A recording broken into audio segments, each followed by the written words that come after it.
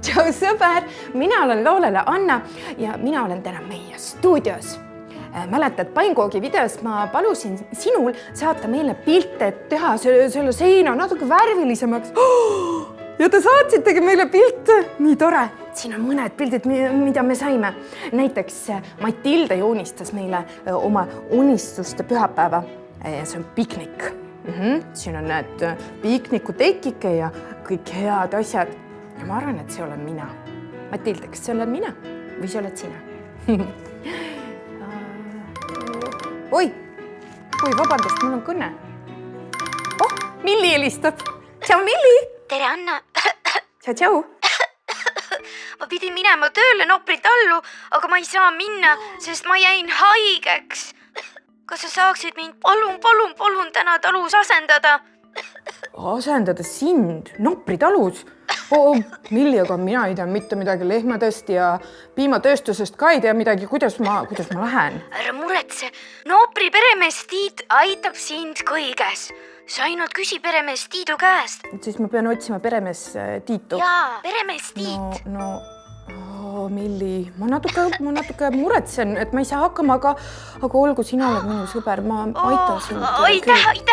Ja kiiret paranemist sulle, kiiret paranemist. Tšau!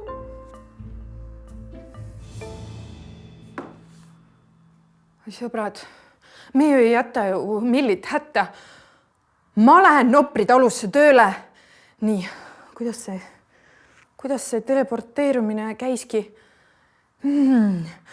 Palun Nopri talusse!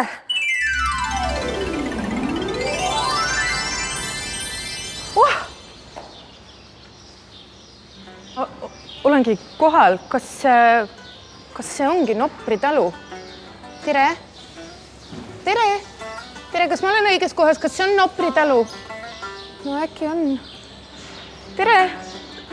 Ma tulin siia tööle. Kas sina tead, kus Tiit on? Kus Tiit on? Tšau! Tere! Te olete nii uudishimulikud. Tere! No kuule! Kas keegi teab, kus on peremees Tiit? Oi, tere! Nüüd ma tean, kes on peremees Tiit. Ma olen ju sind näinud piimapudeli pealt. Sina oledki Tiit. Tere, mina olen Loolele Anna. Tere, Anna. Mina Nopri peremees Tiit. Peremees Tiit, mulle helistas Milli, kes töötab teil siin.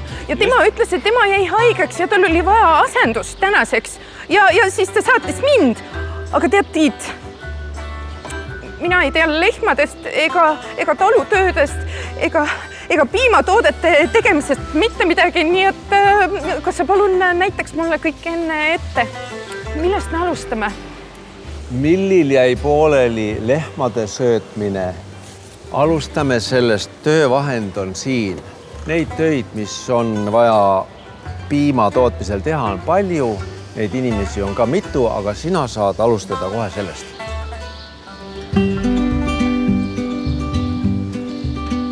Ma olen valmis. Roogin natukene siin, roogin natukene seal. Kiirelt nips ja kiirelt naps. Vaata, nüüd nad ulatavad seda sööki siin. Võtta, palun. Vaat, selleks, et lehmad oleksid õnnelikud, on neil vaja väga head toitu, väga head sööta. Neil on vaja head ja puhast õhku. Lehmadel on vajalik hea valgus, ka puhas vesi. Nii. Ja muidugi on vaja rahu. Minu on vaja rahu. Vabandust. Rahu. Ja rahu. Oih, kuule, mul ei ole mitte midagi seal. Taskud on täitsa tühjad. Ja muidugi väga tähtis, et pererahvas oleks hoolitsev, eks. Aga seda siin on. Peremees Tiit ikka kannab väga head hoolt nende lehmade. Nii, palun.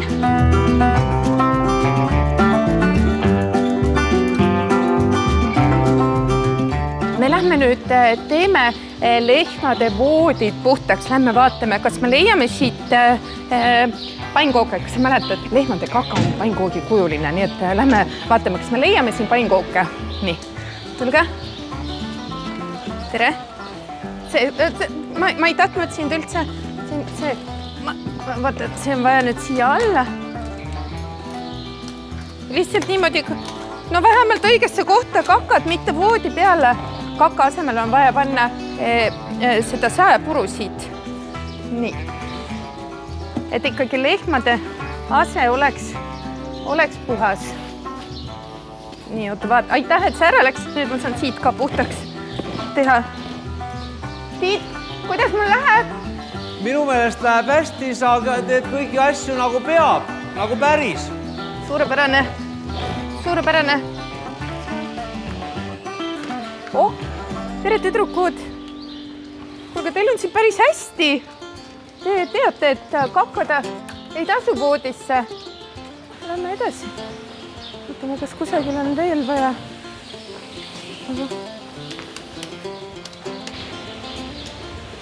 No siin nüüd mul on mida koristada. Lehmad saavad siin väga korralikult süüa, teate seda? Kas sa oled kunagi massaažis käinud? No võt, minule väga meeldib käia massaažis, sest et massaaž parandab tuju ja enesetunnet. Vot, lehmad saavad ka siin samas massaaži, nad lähevad lihtsalt selle vastu ja see hakkab neile massaaži tegema. No, kas keegi tuleb massaaži saama? Kas keegi tuleb massažile?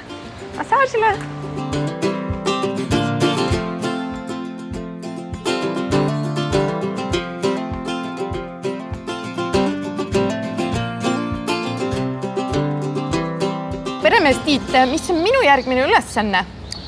Järgmine ülesanne on vasikate voodi teha ka korda. Selleks palun vii selle traktoriga see põhurull nende voodisse. Peremees Tiit, ma olen traktoriga juba sõitnud, nii et teen ära, ma kohe teen ära. Tubli!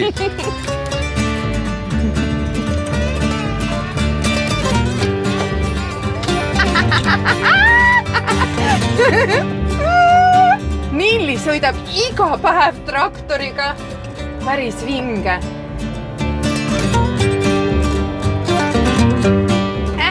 Tšau, vasikad! Ma tõin teile süüa.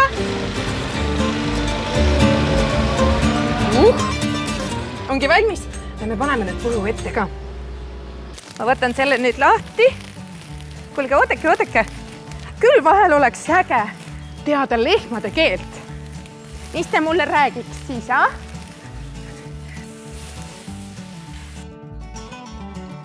Meie tõime siia ühe suure põhupalli ja põhku nad ei söö. Vaata, põhk on teraviljade kõrred. Et siis need teraviljad ise läksid leiva tegemiseks ja need kõrred, mis jäid üle, need on siis loomadele allapanekuks. Siin mul käes on hein ja siin on põhk. Hein on kuivatatud rohi ja ta on palju peenem. Vaata, sa näed vahet. Vaat, seda loomad söövad ja see läheb neile voodisse. Nii et lähme nüüd teeme loomade voodid korda. See on hark. Vaata, selle abil ma saangi kõik need selle põhu siia laiali.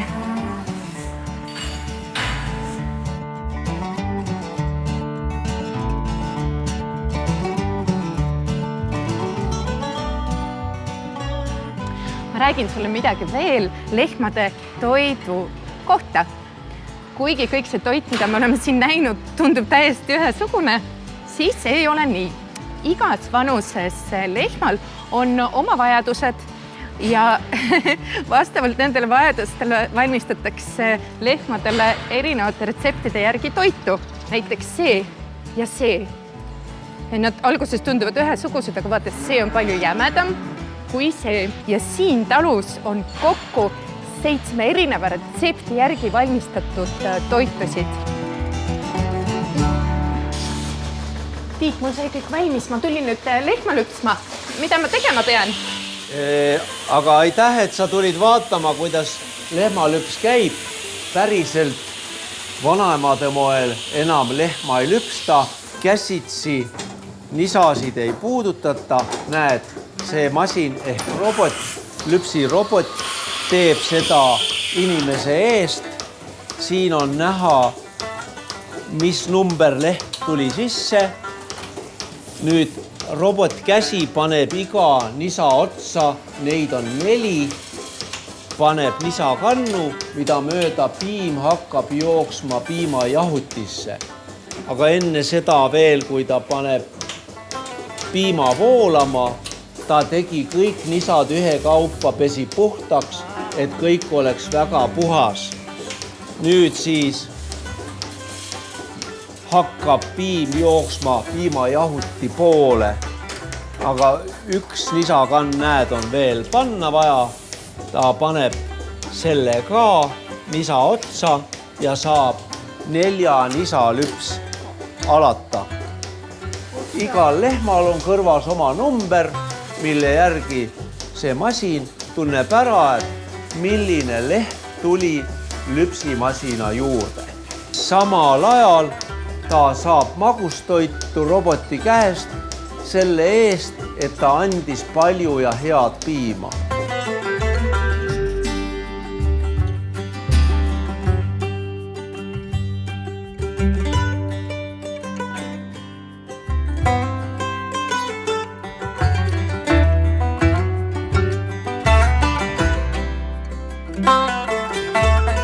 No vot siin tünnis ongi Nopri talu piim ja nüüd me lähme meiereisse, et vaadata, mida piimast saab teha.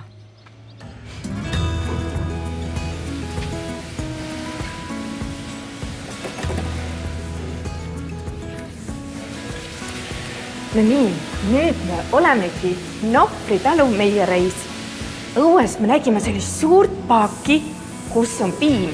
See piim jookseb mööda neid torusid erinevatesse masinatesse. Näiteks siin on meil jogurtimasin. Vaata, siia sisse valati piim ja see siin on võlupulber, mida kutsutakse juuretiseks. See teebki piimast jogurti. Kohe paneme selle sinna piima sisse ja paneme selle masina segama, et sellest saakski jogurt.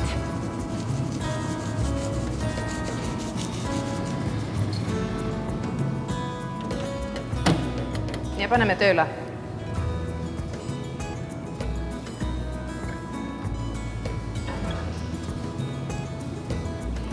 Näed, nüüd ta hakkaski segunema.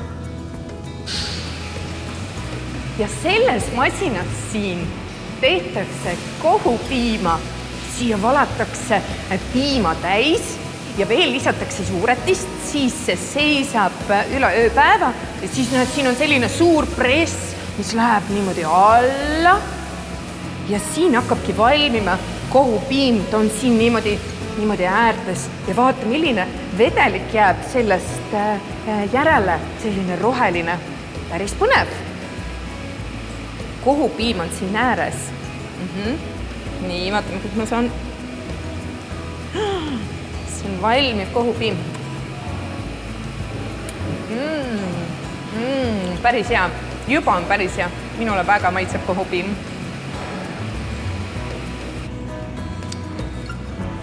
Ja see siin on, mis sa arvad, mis see on? See on juust. See juust kaalub 5 kilo ja tead, see ei ole tavaline juust. See on tšilli juust. Siin on näha punaseid täpikesi. See ongi tšilli. Ja minu ülesanne täna ongi töötada juustuga. Mina lähen nüüd seda juustu värvima, et ta siis lõplikult valmis saaks.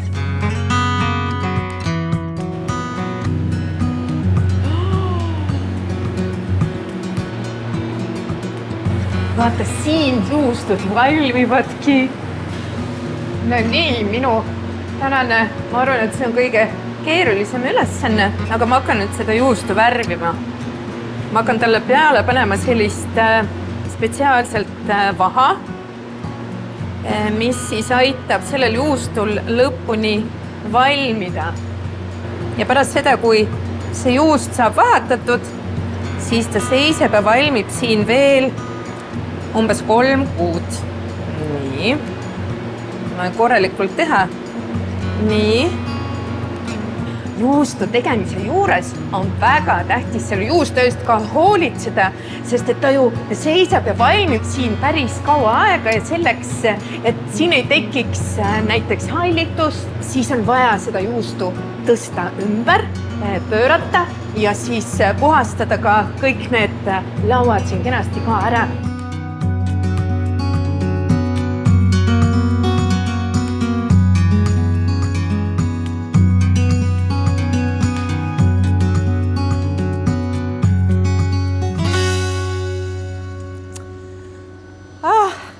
Minu tööpäev hakkab vaikselt läbi saama. Tänaseks on kõik tööd tehtud, aga ma lähen käin veel talupoes ka ära ja vaatan, mida head seal leidub.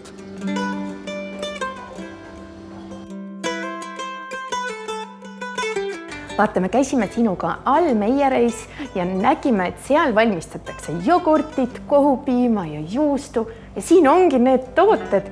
Vaata, siin ongi need kohupiima kreemid. Siin on kodujuust, muidugi piim ja keefir ja need ongi need samad juustud, mida me tegime. Vaata, need on juba lõigatud. Kas me leiame siin mõne tšillijuustu? Jaa, vaata, siin ongi tšillijuust punaste täppidega.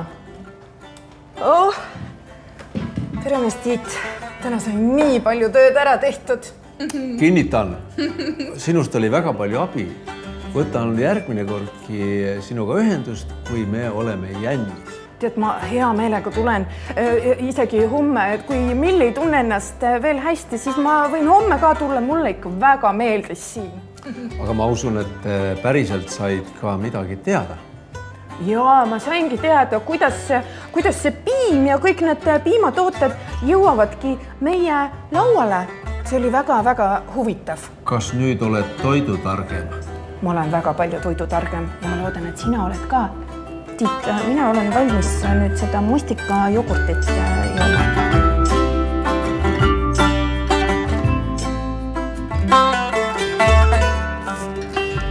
Vaata, meil on nüüd siin täitsa kunstigalerii.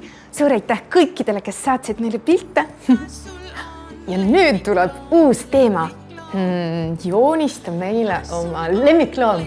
Kes on sinu lemmikloom? Kas on kass või koer või hoopis elevant või hoopis krokodil või lehm? Näed, Nopritalus oli palju lehmasid, eks?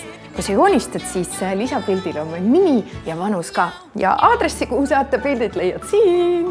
Kohtumiseni, tšau! Kas sul on lemmikloom?